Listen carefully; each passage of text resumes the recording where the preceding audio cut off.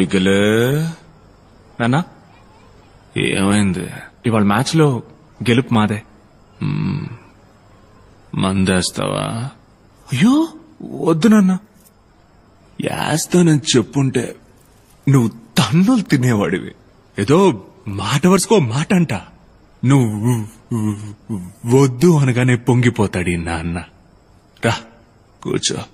పర్లేదు నాన్న. కూర్చోయ్యా. నాకు 12 ఏళ్లుంటాయ్యా.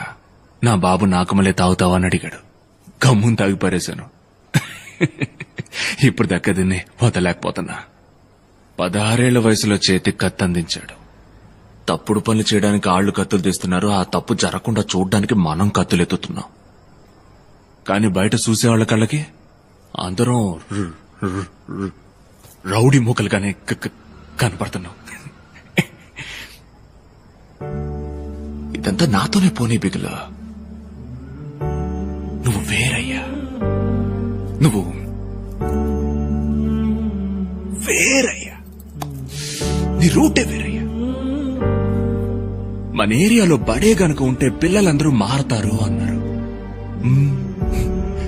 గుడి కట్టాం, చర్చి కట్టాం, ఏం జరగలేదే. నువ్వు ఆ బంతిని తీసి ఆ పిల్లల చేతిలో పెట్టగానే అప్పుడు మార్పు మొదలైంది బిగులు.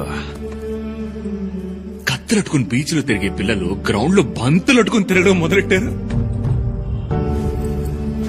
గొడవలు ఎట్టుకోవడానికి వాళ్ళకి టైం లేదు మైకిల్.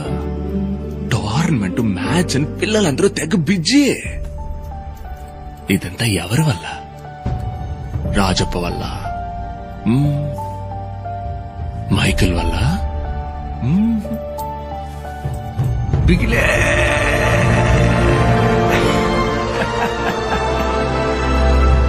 ఆ సౌండ్ బిగిలే వాళ్ళకి హీరో. బిగిలు మళ్ళీ ఆడాలి, బిగిలు మళ్ళీ టీవీలో కనపడాలి, బిగిలు మళ్ళీ పేరు రావాలి. బిగిలు బిగిలు బిగిలు బిగిలు బిగిలు. ఇక్కడితో వదలకూడదు బిగిలు. నువ్వు ఇండియా కోసం ఆడాలి. ఈ లోకం మొత్తానికి నువ్వు యాడ్ నుంచి వచ్చావో తెలియాలి. అప్పుడే ఈ మురికి వడవంక లోకమంతా చూస్తుందయ్యా. నీ మూలంగా ఒక్కొక్కడు వెలుగులోకి రావాలి. యాడ తప్పు జరిగినా పోలీసులు మన ఏరియా పిల్లకాయలనే పట్టుకుపోతున్నారయ్యా. అది మారాలయ్యా. కత్తి చేత అట్టుకుని ఎప్పుడు సాధించబోయేది లేదు.